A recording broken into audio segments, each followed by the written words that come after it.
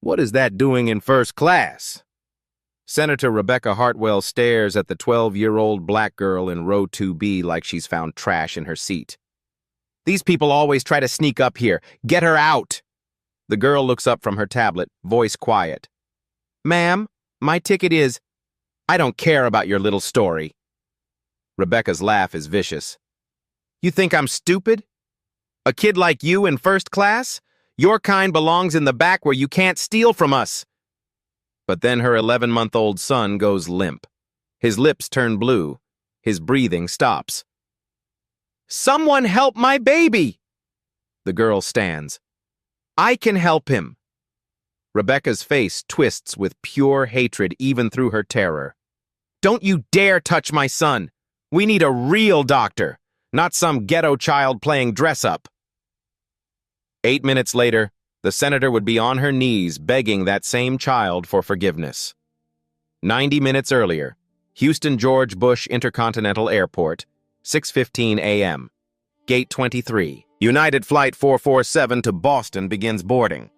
Maya Washington stands in line clutching her purple backpack. At 12 years old and 4'9", she barely reaches the shoulders of the adults around her. Her father's gray hoodie, 3 sizes too big, swallows her small frame.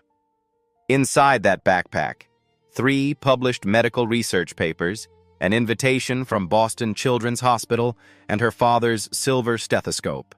Engraved on the case, "Heal with love, Dad." The gate agent scans her boarding pass.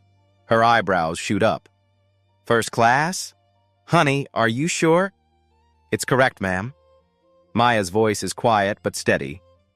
Are you traveling with an adult? No, ma'am. I have my unaccompanied minor paperwork.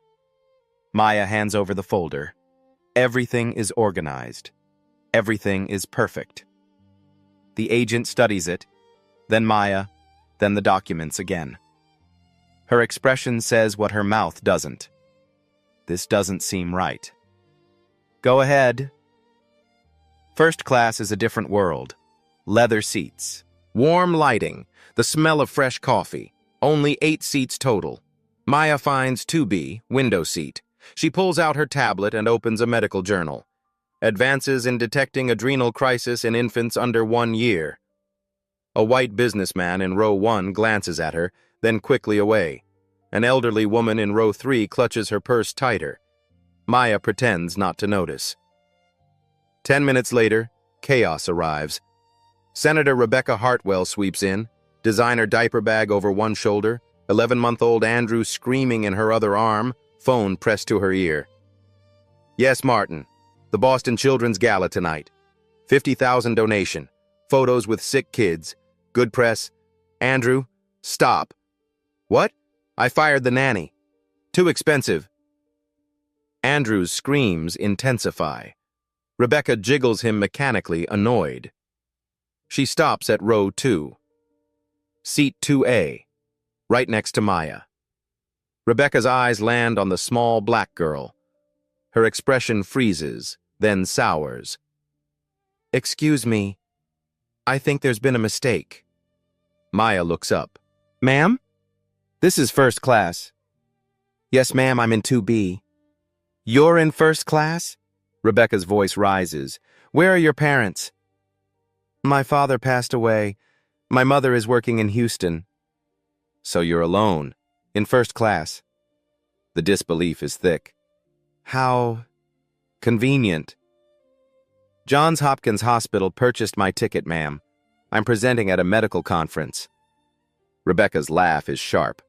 A medical conference. How creative. She turns, scanning for help. Flight attendant! Flight attendant! Jessica appears, young, overwhelmed. Yes, Senator Hartwell? There's been a ticketing error. This child is in first class, alone. I need this resolved. Jessica glances at Maya apologetically. Ma'am, if I could just... I am Senator Rebecca Hartwell, Senate Transportation Committee. I know the regulations. Unaccompanied minors do not fly first class, especially not... She stops, but everyone hears the unspoken word. Maya's hands tighten on her tablet. Her father's voice. Stay calm. Stay dignified. Jessica scans Maya's boarding pass. Once, twice. Senator, this is confirmed first class. Paid in full by Johns Hopkins Hospital. Everything is in order. That's impossible. Rebecca's face flushes. Look at her. Does she look like she belongs here? In row 4, Marcus Thompson, black, 40, Washington Post journalist, quietly pulls out his phone. He's seen this before. He starts recording. Andrew's crying reaches a fever pitch. His little body arches. Rebecca grips him tighter, frustrated. Fine. Fine. Rebecca drops into 2A, still on her phone. But if anything goes missing from my bag, I'm holding the airline responsible. These people always... Ma'am, Jessica tries. I'm not racist. I'm practical. Statistics don't lie.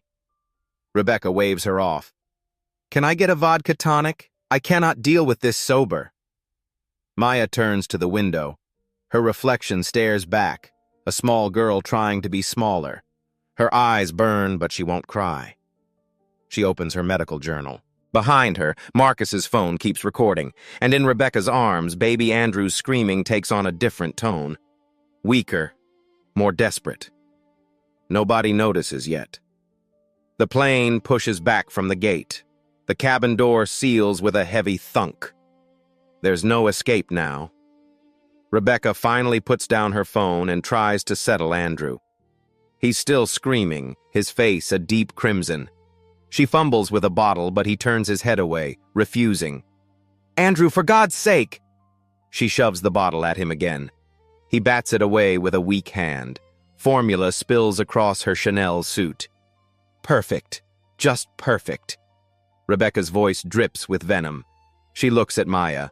This is your fault. If I wasn't so distracted by this ridiculous situation... Maya says nothing. She's reading about sodium retention in infants with adrenal insufficiency. The words blur slightly. Her hands are shaking. The businessman in row 1 leans over. Senator Hartwell, I have to say, I agree with you completely. The airline standards have really gone downhill. First class used to mean something. Thank you. Rebecca's voice warms. Finally, someone with sense. I mean, look at her. She doesn't even lower her voice. 12 years old? In first class? Please. We all know what's happening here. The elderly woman in row 3 nods. My granddaughter is 12. She would never be allowed to fly alone like this. It's not proper. It's not safe, Rebecca adds. Who knows what kind of family situation? She cuts herself off with false delicacy. Well, we can all imagine. Maya's jaw tightens. She keeps her eyes on her screen. The flight attendants begin the safety demonstration. Rebecca ignores it, scrolling through her phone with one hand while Andrew writhes in her other arm. Jessica! Rebecca snaps her fingers. My vodka tonic? Right away, Senator. Jessica hurries off. Rebecca turns her attention back to Maya. So, Johns Hopkins, was it? Tell me, sweetie, what exactly does a child do at Johns Hopkins? File papers? Fetch coffee? Maya looks up. Her voice is quiet, measured. I'm a junior medical researcher in the pediatric endocrinology department. I study rare diseases in infants. Rebecca's laugh is loud enough to turn heads in the economy. Oh, this is gold, a researcher, at 12. And let me guess, you're a genius? A prodigy? Her voice mocks every syllable. I've published 3 papers on infant adrenal insufficiency with my father before he passed away. Your father, the doctor. Rebecca's tone makes it clear she doesn't believe a word. How convenient that he's not here to verify any of this. Maya's hand moves to her backpack, touching the stethoscope case through the fabric. He died 3 years ago. Pancreatic cancer, stage 4. Oh, sweetie. Rebecca's voice drips with fake sympathy. I'm sure that's a very sad story. But making up credentials to get free tickets, that's fraud. That's criminal. I'm not lying. Then prove it. Show me these supposed papers you wrote. Maya hesitates. She could pull out the printed copies in her bag, show the peer-reviewed journals, show the invitation letter signed by Dr. Patricia Carter. But something in Rebecca's expression tells her it won't matter. Rebecca doesn't want the truth. She wants to be right. I don't need to prove anything to you, ma'am. Ha! Rebecca turns to the businessman. Did you hear that? I don't need to prove anything. That's what they all say when they're caught. Jessica returns with the vodka tonic. Rebecca takes a long drink. You know what I think? Rebecca's words are getting looser, meaner. I think someone made a mistake. I think a charity, probably one of those disadvantaged youth programs, bought you a ticket as some kind of feel-good gesture. Make a wish for kids who want to pretend they're special. And somehow you got upgraded. And now you're sitting here with your little tablet, reading words you probably don't even understand, playing dress-up as a scientist. Maya's breathing stays steady, but her eyes are wet now. She blinks hard. I'm not playing. Sure you're not. Rebecca takes another drink. Let me tell you something about the real world, honey. People like you don't get to be researchers. You don't get to sit in first class. You don't get to skip the line just because you tell some sob story about your dead daddy. There's an order to things. And you're out of order. The cabin is silent now except for Andrew's weakening cries. Even the flight attendants have stopped moving, frozen by the ugliness spilling out. Marcus, in row 4, leans forward slightly, making sure his phone captures everything. Senator Hartwell. Jessica tries to intervene. Don't senator me. I'm doing this child a favor. Better she learns now. The world doesn't owe her anything. Not a first-class seat, not a fancy education, not respect. She spits the last word. Respect is earned, and she hasn't earned it. Ma'am, please, Maya's voice cracks. Oh, now you want to cry? Rebecca laughs. What did you think would happen? That you'd come up here, sit with your betters, and we'd all just nod and smile and pretend you belong? This isn't a charity case, sweetie. This is my first class. Andrew suddenly goes limp in her arms. His screaming cuts off mid-wail. Rebecca barely notices. She's on a roll now, her face flushed with vodka and righteousness. You know what really bothers me? It's people like you that make people like me look bad. I vote for personal responsibility. I vote for people to earn their own way. But then you show up with your fake tickets and your made-up stories and your... Ma'am. Maya's voice is different now, urgent. Ma'am, your baby. Don't you dare tell me about my baby. He's not breathing right. Rebecca finally looks down at Andrew. His lips have gone from red to pale. His chest is moving too fast, too shallow. His eyes are unfocused. What? Andrew? Andrew, baby? She jiggles him. He doesn't respond. His little hand flops loose, revealing the medical alert bracelet on his wrist. Maya sees it. 3 letters engraved in silver. CAH. Her blood goes ice cold. Ma'am, when did Andrew last eat? What? This morning? I don't know. Rebecca's voice is rising in panic now. The nanny usually... Does he take medication? Daily medication? What are you, Jessica? Rebecca's screaming now. Jessica, something's wrong with my baby! Andrew's breathing is getting worse. Rapid, gasping. Maya unbuckles her seatbelt. The plane is still taxiing toward the runway. Ma'am, I need you to listen very carefully. Your son has CAH, congenital adrenal hyperplasia. That bracelet, you know what it means, right? Rebecca stares at her, then at the bracelet, then back at Maya. Her face is blank, confused. You don't know. Maya's voice is flat. You don't even know what disease your son has. The doctor said it was manageable. The nanny handles his medications. When did your nanny quit? Rebecca's face goes white. 2 days ago, but I didn't think... He missed his doses. Maya's voice is clinical now, detached. He's dehydrated from flying, stressed, probably fighting an infection. He's going into Addisonian crisis. His adrenal system is shutting down. If we don't treat him in the next 8 to 10 minutes, his heart will stop. The cabin goes silent. Rebecca stares at this 12-year-old child she just spent 10 minutes humiliating. And then she does something she's probably never done before in her life. Help him. Please. Please help my baby. Maya stands frozen. Every eye in first class is on her. The businessman speaks up. Senator, you can't seriously be asking a child. Shut up! Rebecca's voice cracks with terror. Help him! Please. The plane's engines roar. They're approaching the runway. Jessica runs up. Ma'am, you need to sit. We need to turn around. Turn the plane around. My baby needs a hospital. The pilot's voice crackles overhead. Ladies and gentlemen, we're returning to the gate due to a medical emergency. Please remain seated. The plane banks slowly. Too slow. Andrew's lips are turning blue. He doesn't have time. Maya's voice cuts through. He needs treatment now. 8 minutes, or his heart stops. Then do something! Rebecca thrusts Andrew toward her.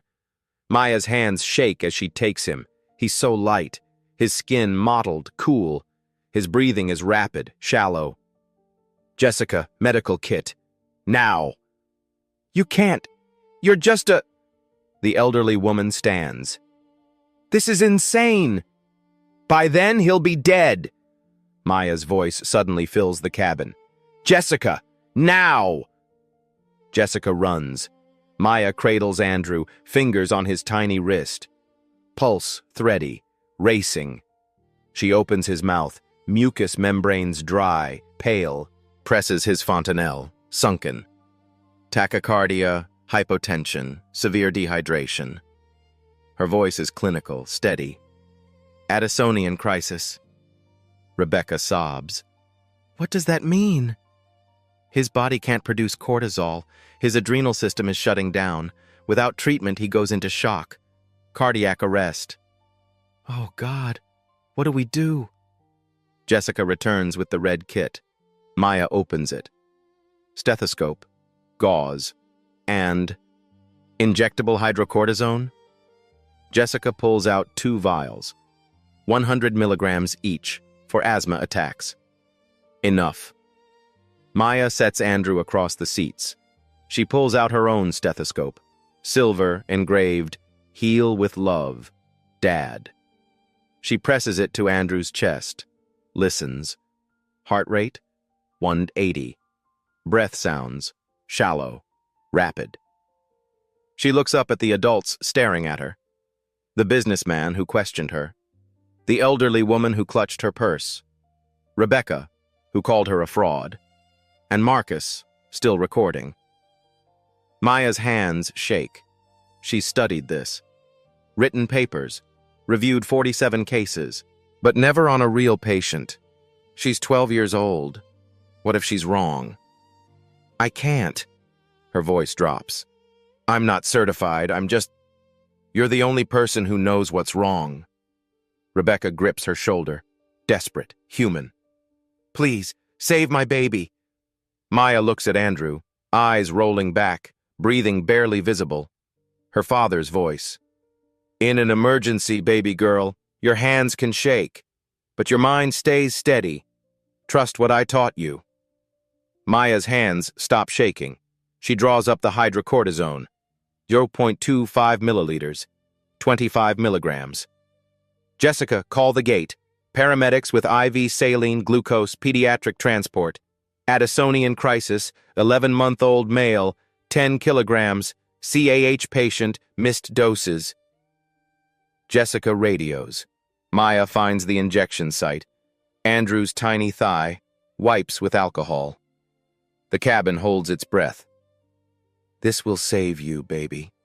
She pushes the needle in. Andrew doesn't flinch. Too far gone. Maya depresses the plunger. Slowly, steadily, withdraws. Applies pressure. Hydrocortisone administered. 25 milligrams intramuscular. 7:47 a.m. How long? Rebecca whispers. 2 to 5 minutes. If it doesn't work? Maya doesn't answer. She dabs apple juice on Andrew's lips to raise his blood sugar. Come on, Andrew. Stay with us. The plane stops.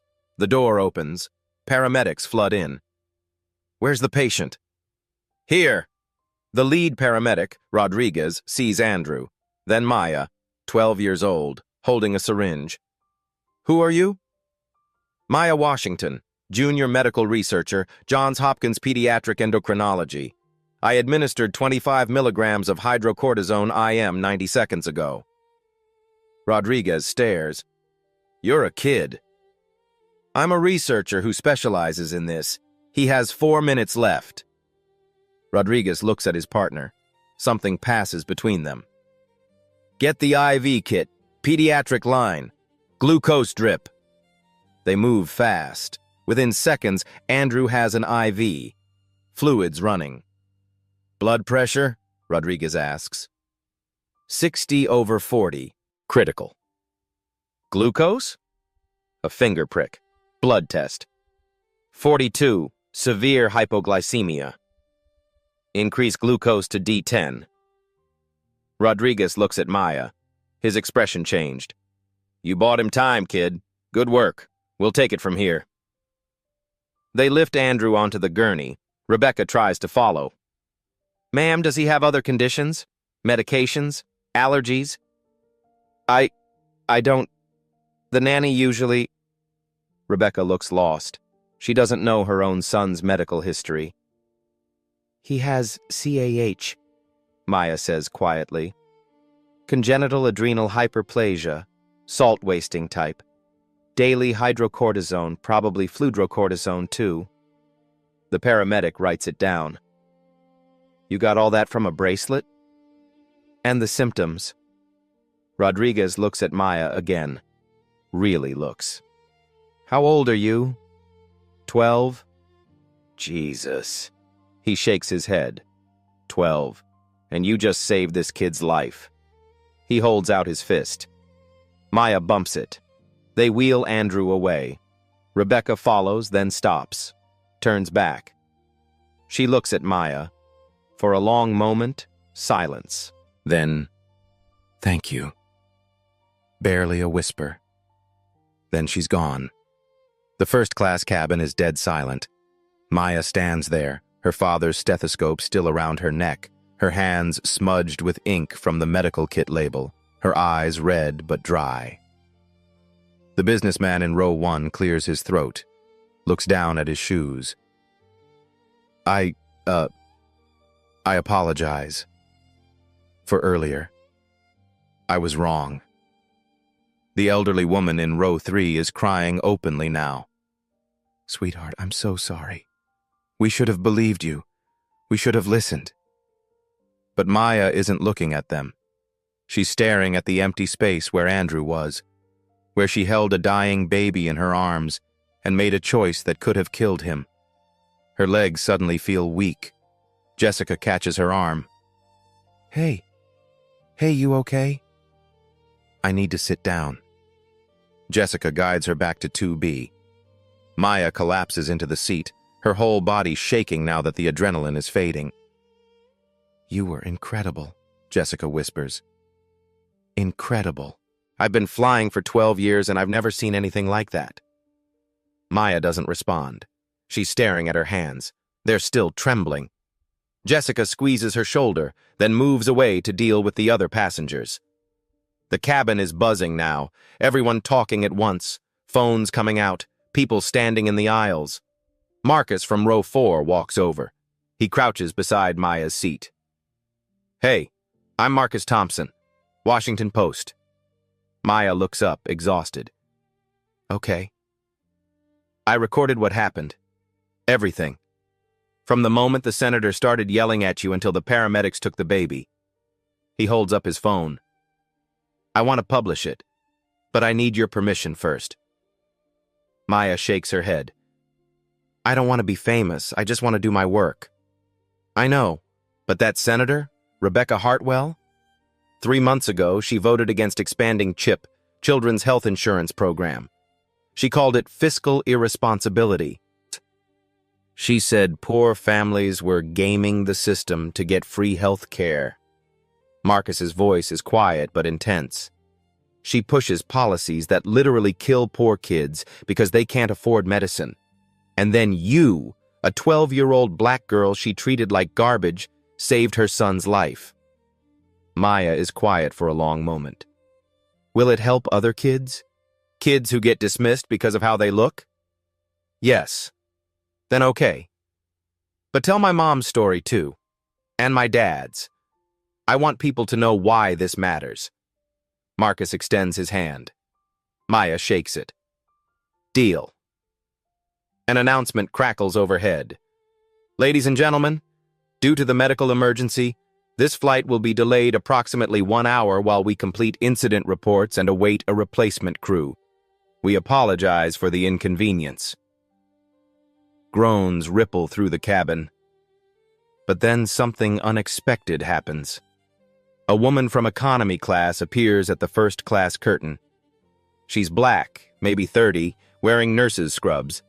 Excuse me, I heard what happened. Is the little girl here? The one who helped the baby?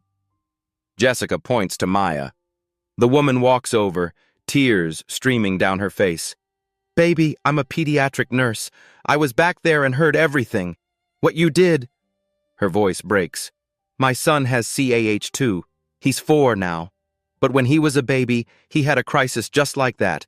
And if the ER doctor hadn't known what to look for, I would have lost him. She kneels beside Maya's seat. You saved that baby's life.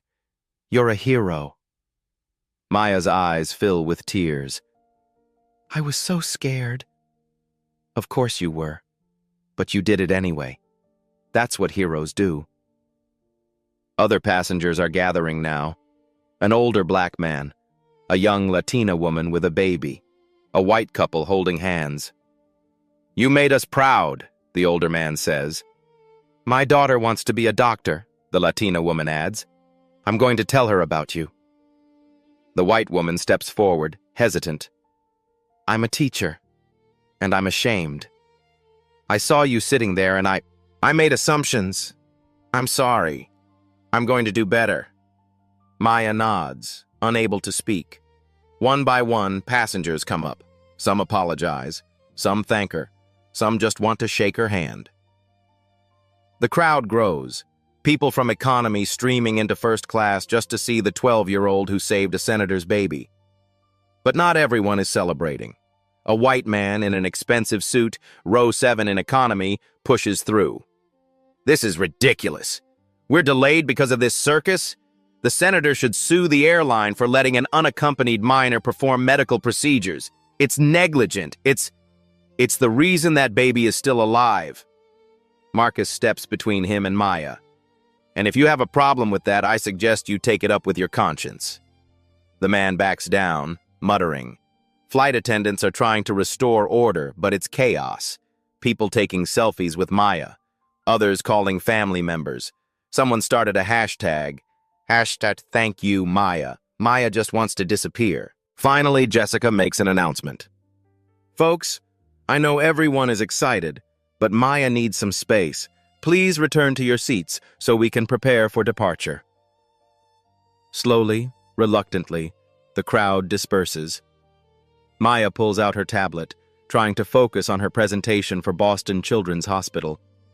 But the words blur. She can't concentrate. A new flight attendant approaches, an older woman with kind eyes. Sweetheart, the airline wants to upgrade your return ticket, and we'd like to offer you anything you want. Food, drinks, whatever you need.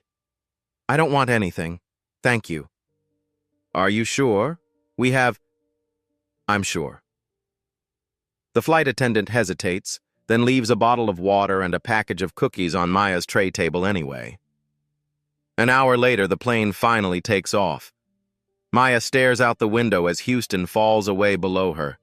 She touches her father's stethoscope.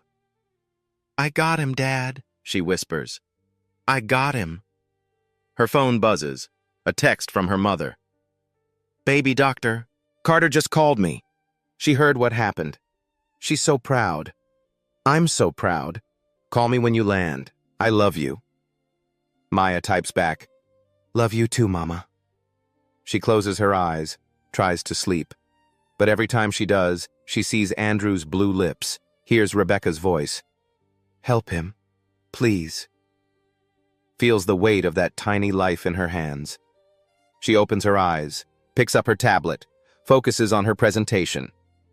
The title slide, Early Detection Protocols for Adrenal Crisis in Infants, a Call for Universal Screening. Co-authors, Maya R. Washington and Dr. James Washington in memoriam. She touches the screen where her father's name appears, and finally, she lets herself cry. Not because she was scared, not because she was hurt, but because she knows her father would have been so proud. She saved a life today, just like he taught her. The plane levels off at cruising altitude. The cabin lights dim. Most passengers settle in to sleep. But in row 4, Marcus is already writing. His laptop screen glows in the darkness. The headline forming, "Senator who voted against children's health care watches, 12-year-old black girl she insulted, save her son's life." Below it, the video, already uploaded, already processing. In 3 hours, when they land in Boston, it will have 47,000 views. By tonight, 8 million. By tomorrow, the world. 2 hours into the flight, Maya tries to focus on her presentation when Jessica sits beside her. "Hey, are you doing okay?" Maya nods. "Is Andrew okay?" "I called the hospital. He's stable. Pediatric ICU, but stable. They said 2 more minutes and—" Jessica's voice catches. "You saved his life." Maya looks at clouds below. "My dad would have been faster, wouldn't have hesitated." "Your dad sounds amazing." "He was." Maya pulls up a photo, her and her father in his white coat. Dr. James Washington, pediatric endocrinology. He was brilliant. Jessica studies it. "You have his eyes." "He used to take me to the hospital on weekends. Let me observe. By 10, I was reading his journals. He said I had the gift. We co-authored 3 papers before he died." "What happened?" Maya's smile fades. "Pancreatic cancer, stage 4. Worked at a public hospital, understaffed, underfunded. Had symptoms for months but kept putting off tests. Too busy saving other people's kids. When diagnosed, too late. Dead 6 months later. 38 years old." "Oh, Maya." "The hospital couldn't afford newer treatments. He could have saved thousands more kids.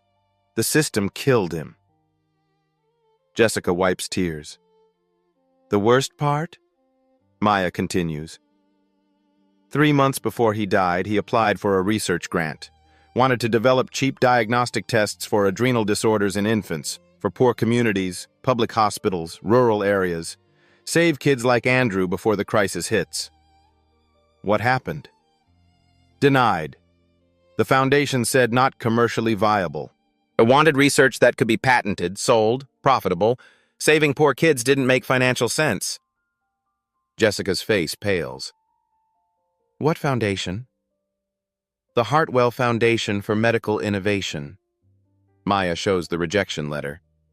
"Founded by Senator Hartwell's father. She sits on the board." Silence. "The woman who denied your father funding for research that could have saved her own son is the same woman whose son I just saved, yes." Maya's laugh is hollow. Jessica stands. "People need to know." "They will. Marcus is writing it." Another passenger approaches. Dr. Patricia Carter, 55, Asian, business suit, row 6. "Maya, I can't stay silent anymore." Maya's eyes widen. Dr. Carter, what are you doing here? Same conference. Was going to surprise you. Dr. Carter sits. But you surprised me first. What you did back there, that was resident-level medicine. Just what Dad taught me. He taught you well. But Maya... Dr. Carter pauses.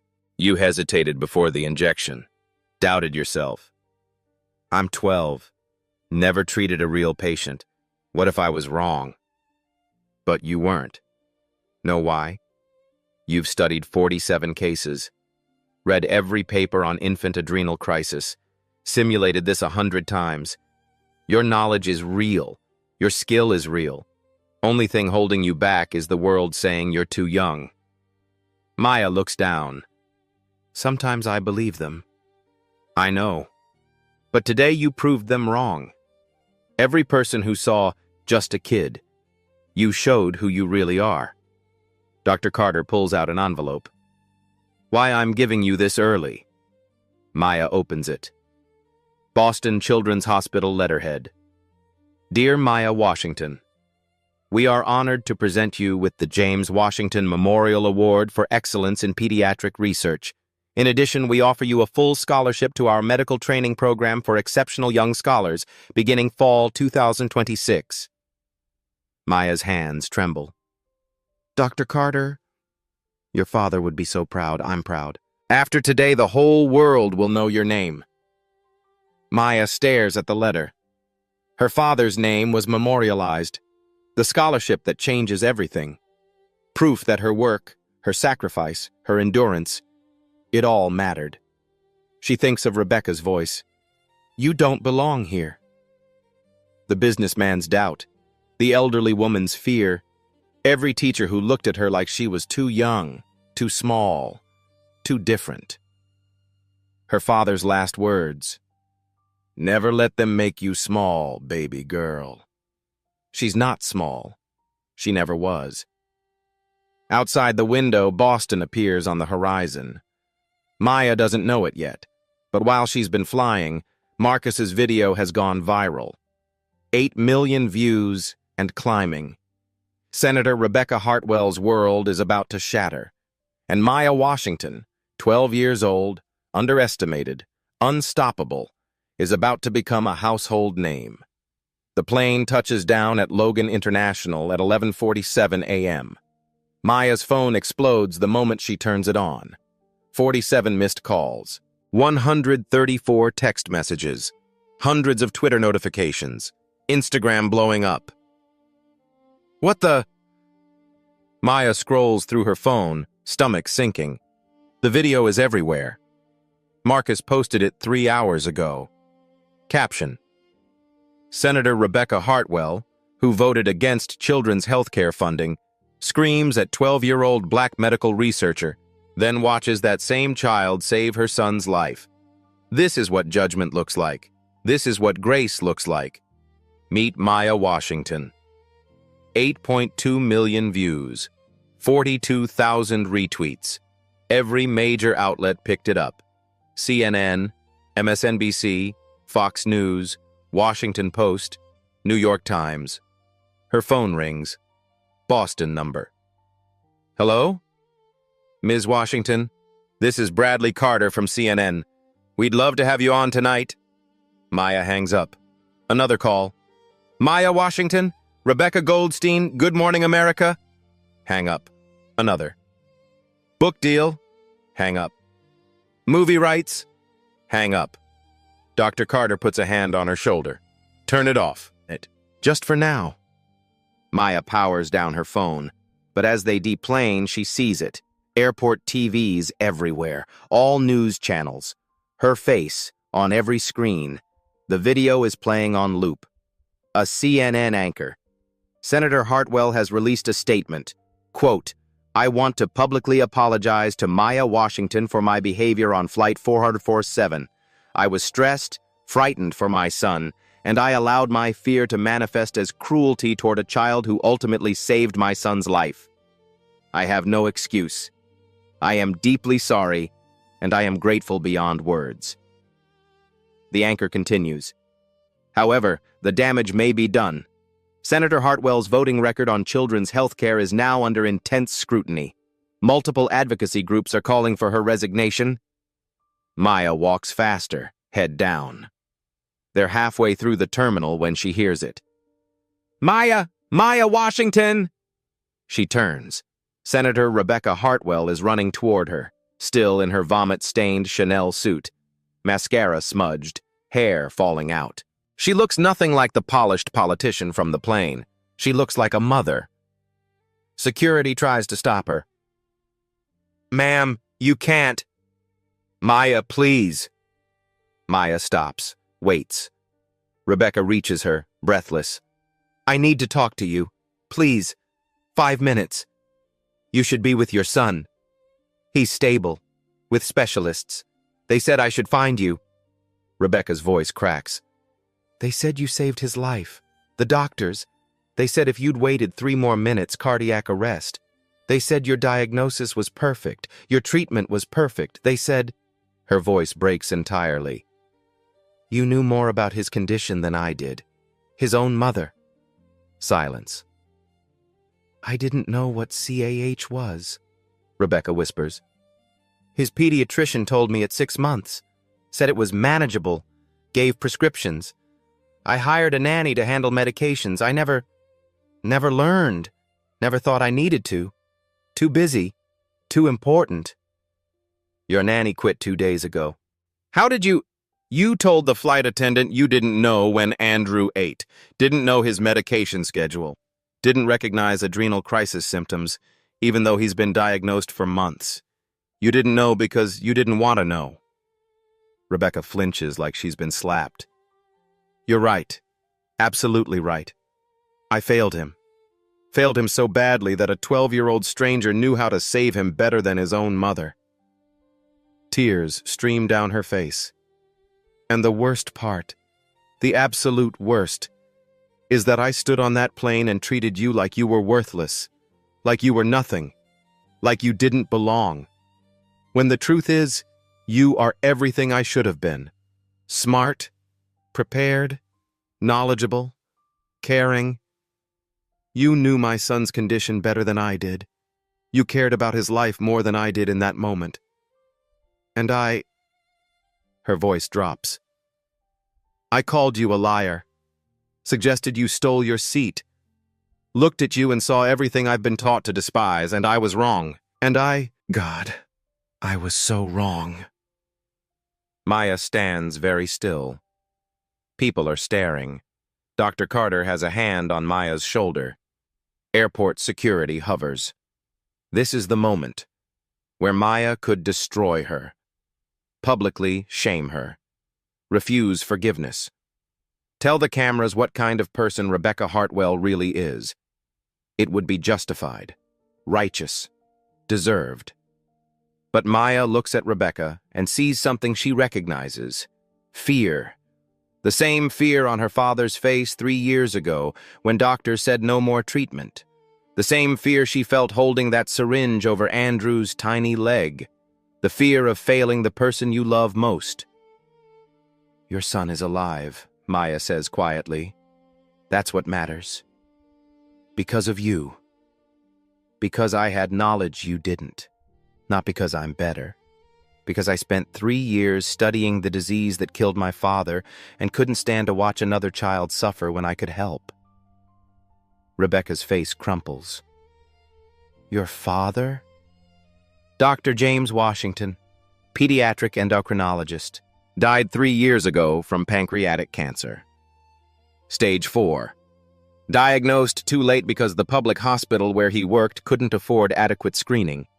He spent his last months trying to get funding for research that would help kids like Andrew, kids in poor communities, kids whose parents can't afford private pediatricians and specialty medications." Maya pulls out her tablet, shows Rebecca the rejection letter. "Your family foundation denied him. You personally voted against funding that would have expanded his research. You said it wasn't fiscally responsible." Rebecca reads it, hands shaking. "Oh my God. My father could have developed screening that would have caught Andrew's CAH earlier. Educated parents, all parents, not just rich ones, about warning signs of adrenal crisis. Could have saved thousands of kids. But your foundation, your family, decided that wasn't profitable enough. I didn't know, Rebecca whispers. I swear, I didn't know. You didn't want to know. Just like with Andrew's KAH. Easier to not know. Easier to let others handle the hard stuff. Easier to make decisions about fiscal responsibility when you don't have to look at the faces of people your decisions hurt. Rebecca is openly sobbing now. I'm sorry. So sorry. Your father, Andrew, you, all of it. I'm sorry. Maya watches her for a long moment. Then she says something that will become the most quoted line of the entire incident. I don't need you to be sorry. I need you to be better. Go back to Washington and vote differently. Look at kids like me and see human beings instead of statistics. Fund research that saves lives instead of research that makes money. Be the mother to all children that you should have been to Andrew. Silence. Then Rebecca nods. I will. I swear, I will. Good. Maya starts to walk away, then stops. And Senator? Learn what CAH means. Learn his medication schedule. Learn the signs of adrenal crisis. Be his mother, not his nanny's employer. His mother. Rebecca is still crying when Maya walks away. An hour later, Boston Children's Hospital. Maya stands at a podium before 50 reporters. Dr. Carter beside her, Marcus on the other side. Behind them, International Pediatric Endocrinology Conference banner. I'm not here to talk about the plane, Maya says into the microphone. I'm here to talk about thousands of children who die every year from preventable diseases because they don't have access to the same health care as wealthy families. About the fact that CAH, manageable with daily medication, becomes deadly when parents can't afford proper medical care.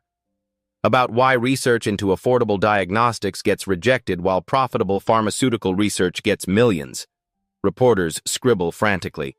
My father spent his life trying to fix these inequalities. He died because of them. I'm standing here because I don't want any other 12-year-old to grow up without their father because the system values profit over people. A reporter raises her hand. Maya, do you blame Senator Hartwell for your father's death? Maya pauses. No. I blame a system that lets politicians make healthcare decisions based on money instead of human lives. Senator Hartwell is a product of that system. So was I on that plane, just on the opposite end. The difference is, today she has a choice. She can keep voting the same way or she can change. We all have that choice. What do you want people to take away? Maya looks directly into cameras. That intelligence doesn't have an age limit. Expertise doesn't have a color. The kid sitting next to you might be the one who saves your life. And if we keep dismissing people based on how they look instead of what they know, we're going to keep losing brilliant minds like my father's. We can't afford that. Children can't afford that. She steps away. The room erupts in applause. 3 days later, Friday afternoon, Boston Children's Hospital. Andrew Hartwell is released from pediatric ICU. Rebecca carries him out, cameras flashing. She looks exhausted, changed. In her hand, she holds a folder, a complete medical education packet on CAH. She spent 3 days learning everything: medication schedules, warning signs, emergency protocols. She also spent 3 days in meetings, hospital administrators, advocacy groups, policy experts. The photo that goes viral isn't of her leaving the hospital. It's of her standing in the hospital's research wing, writing a check for $5 million. The James Washington Memorial Research Grant, a program to develop affordable diagnostic screening for rare pediatric diseases in underserved communities. I can't bring Dr. Washington back, she tells reporters, but I can make sure his work continues. And I can make damn sure no other child dies because their parents can't afford the health care my son gets. When asked if she'll vote differently on the upcoming health care funding bill, she says simply, yes, I've been wrong. It's time to be right. Political analysts predict she'll lose her next election. Conservative donors are already pulling funding. Rebecca Hartwell doesn't seem to care. Meanwhile, in Houston, Maya's mother, Keisha, sits in their tiny Third Ward apartment, watching the news coverage with tears streaming down her face. Her phone rings. Unknown Boston number. Ms. Washington? This is Dr. Patricia Carter from Johns Hopkins. I'm calling about Maya's full scholarship to our Medical Scholars Program. We'd also like to offer you a position as pediatric nurse specialist in our research division, with relocation assistance to Baltimore, full benefits, and a salary that will allow you to stop working double shifts. Keisha drops the phone, then picks it up, laughing and crying. Yes. Yes. Oh my God, yes. In Boston, Maya stands in her hotel room looking at her father's photo. We did it, Dad, she whispers. We saved him. And for the first time in 3 years, she feels like maybe, just maybe, her father's death meant something. Like his legacy will live on. Like she's finally strong enough to carry it forward. 6 months later. The James Washington Memorial Research Grant funds its first 3 projects in January 2026. One of them, a rapid diagnostic test for adrenal insufficiency in infants developed by researchers at Morehouse School of Medicine, completes human trials in March. The test costs $12 to manufacture, can be administered by any healthcare provider. It saves 47 children in its first 6 months of use. Dr. James Washington's dream is becoming reality. February 2026. Washington, D.C. Maya sits at a table before the Senate Health Committee. She's 13 now, still small. Still wearing her father's stethoscope. But when she speaks, seasoned senators lean forward to listen. Members of the committee, Maya reads from her prepared statement. I'm here to testify in support of the Children's Health Care Access Act. This bill would expand Medicaid, fund public hospital research programs, and provide grants for affordable diagnostic technologies, exactly the kind of support my father needed and never received. Some of you will say we can't afford it, that it's not fiscally responsible. I'm here to tell you we can't afford not to do it, because every child we lose to preventable disease is a future doctor, scientist, teacher, leader we'll never have. Every parent who dies because they can't afford treatment is a parent who can't raise the next generation of problem solvers. My father died at 38. He could have lived another 40 years, could have saved thousands of children.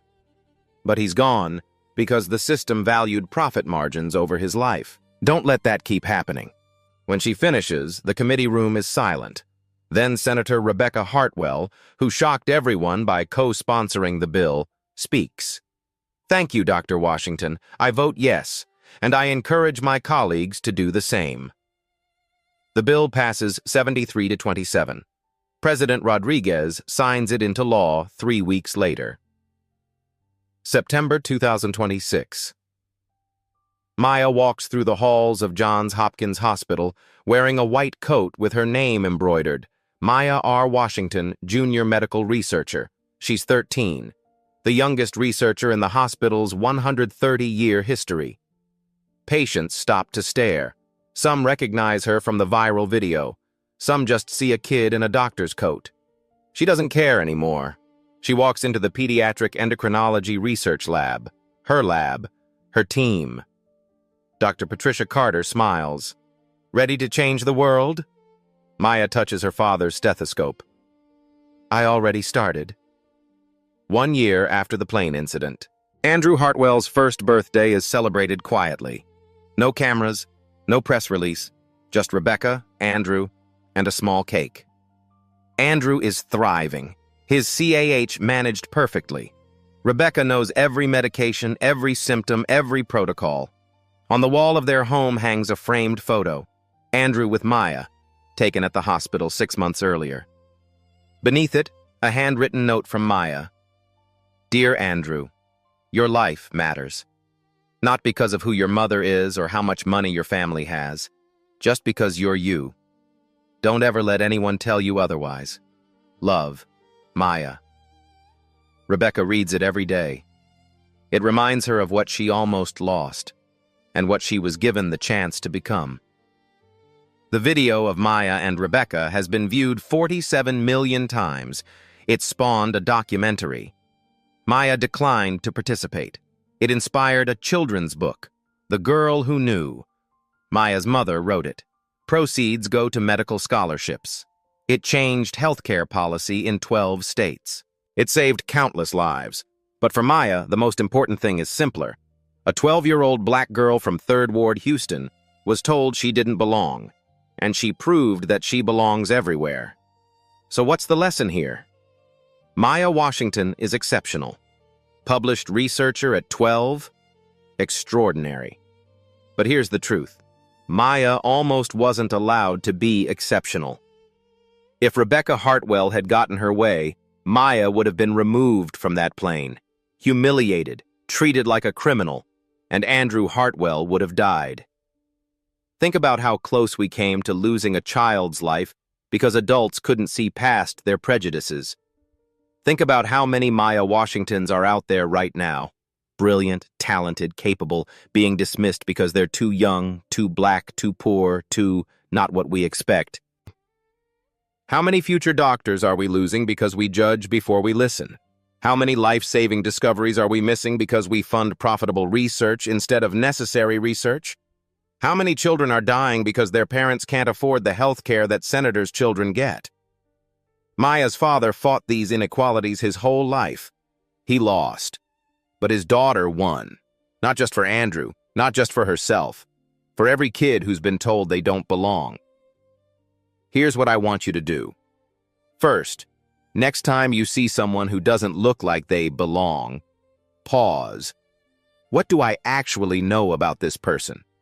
Second, if you have power, if you vote, hire, make policy, invest in people instead of profits. Third, if you're young and dismissed, remember, Maya, you do belong. Your voice matters. Finally, share this story. The only way we change systems is by changing minds first. If Maya's story moved you, hit that subscribe button. We tell stories like this every week, people who were underestimated and changed the world. Leave a comment. Tell me about a time you were underestimated. Share this video. Send it to someone who needs it. Because we can all choose. Dismiss people based on what we see or listen to what they know. Protect a broken system or fight to fix it.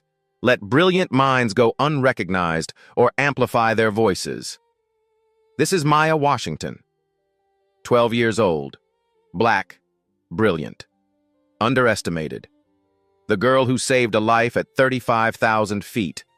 The girl who changed a senator's heart. The girl who proved genius doesn't have an age limit, and compassion doesn't have a color. Never underestimate anyone. You never know who might save your life.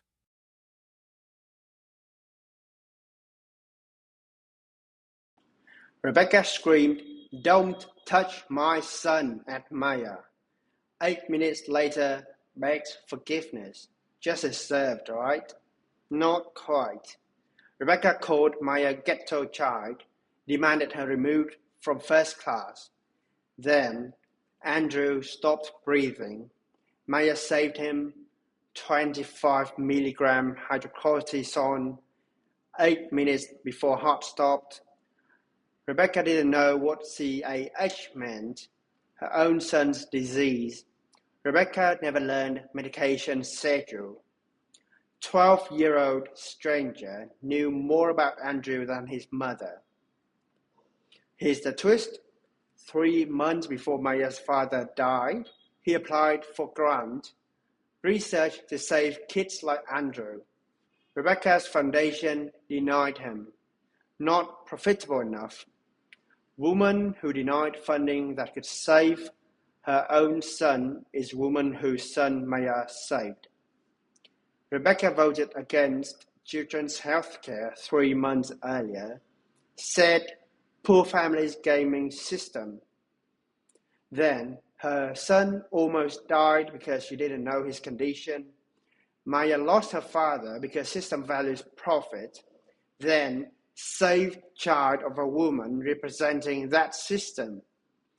How many brilliant kids dismissed daily because don't look right, too young, too black, or wrong background. Rebecca only changed after viral video, after public humiliation. That's exhausting.